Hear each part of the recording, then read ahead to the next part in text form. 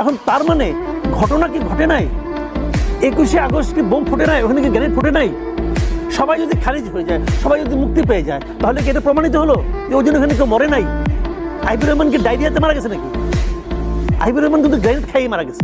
তো এখন ওই যে 23 জন মারা গেছে, 300 জন আহত হয়েছে, সবই তো সত্য। এবং এর চেয়ে নৃশংস, এর চেয়ে নির্মম কোনো ঘটনা তো ঘটতে পারে না। আপনি ভাবেন তো, আপনি পারবেন? আপনাকে যদি 1 কোটি টাকাও দিই, যে আপনি বাসা, আপনার বিল্ডিংয়ের ছাদ থেকে দেখেছেন নিচে 20 জন লোক আছে, একটা ইট দিলাম, ওই লোকগুলো মাথার উপরে ফেলান, আপনি ফেলাতে পারবেন? পারবেন না। যে কার মাথায় পড়ে?